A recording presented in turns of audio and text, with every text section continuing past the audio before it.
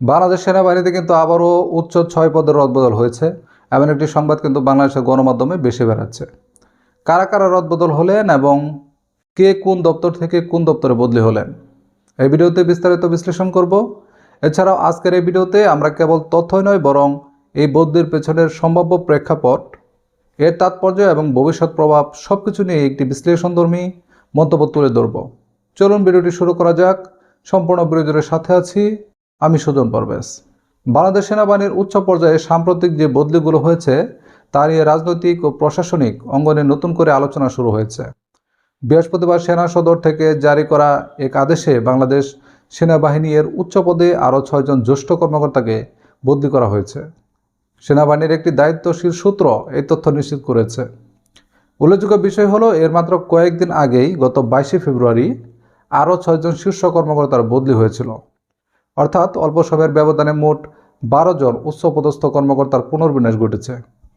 সর্বশেষ বদলিতে কারা কারা বদলি হলেন এবং কে কোন নতুন দায়িত্ব পেলেন, চলুন এই বিষয়ে জেনে নেই। লেফটেন্যান্ট জেনারেল মোহাম্মদ শাহিনুল হক জাতীয় প্রতিরক্ষা কলেজের কমান্ড্যান্ট থেকে quarter master general, lieutenant general Mohammad Faizur Rahman quarter master general থেকে জাতীয় প্রতিরক্ষা কলেজের commandant, major general Nasim Parvez military institute of science and technology command থেকে পররাষ্ট্র মন্ত্রণালয়ে, মেজর জেনারেল মোহাম্মদ হুসাইন আল মুর্শেদ ১৯ পদাতিক ডিভিশনের জিওসি থেকে অ্যাডজুস্ট্যান্ট জেনারেল এজি এবং মেজর জেনারেল হাকিমুজ্জামান অ্যাডজুস্ট্যান্ট জেনারেল থেকে military institute of science and technology commandant, major general Mohammad Kamrul Hasan ৬৬ পদাতিক ডিভিশনের জিওসি থেকে ঢাকা সেনানিবাসের লজিস্টিক এরিয়ায়। প্রিয় দর্শক, এখন প্রশ্ন উঠছে, হঠাৎ করে এত বড় পরিসরে বদলির কারণ কি? প্রাতিষ্ঠানিক পুনর্বিন্যাস। সেনাবাহিনীতে সময় সময় দক্ষতা, অভিজ্ঞতা ও ভবিষ্যৎ পরিকল্পনার সঙ্গে মিল রেখে শীর্ষ পর্যায়ে রদবদল করা হয়। এটিকে অনেক সময় রুটিন, প্রফেশনাল রিসাফল হিসেবেও দেখা হয়। স্ট্র্যাটেজিক ও প্রশাসনিক ভারসাম্য। জাতীয় প্রতিরক্ষা কলেজ, লজিস্টিক, অ্যাডজুস্ট্যান্ট জেনারেল শাখা, এসব জায়গা সেনাবাহিনীর কৌশলগত ও প্রশাসনিক মেরুদণ্ড। অভিজ্ঞ কর্মকর্তাদের এসব পদে ঘুরিয়ে আনা বাহিনীর অভ্যন্তরীণ সমন্বয় শক্তিশালী করতে পারে। আন্তঃমন্ত্রণালয় সমন্বয় জোরদার করা। সেনা কর্মকর্তাদের পররাষ্ট্র মন্ত্রণালয়ে দায়িত্ব দেওয়া নতুন কিছু নয়।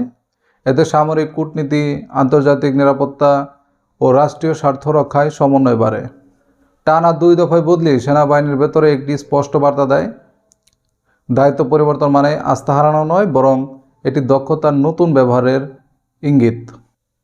সব মিলিয়ে বলা যায়, এই বদলিগুলোকে আপাতত স্বাভাবিক ও প্রাতিষ্ঠানিক সিদ্ধান্ত হিসেবে দেখা হচ্ছে।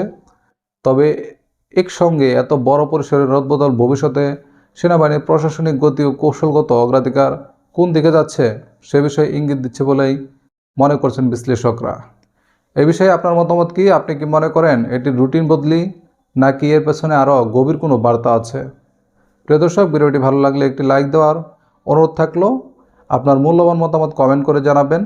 এখন শেষ করছি, দেখা হবে পরের বিশ্লেষণে। সে পর্যন্ত সবাই ভালো থাকবেন। আল্লাহ হাফেজ।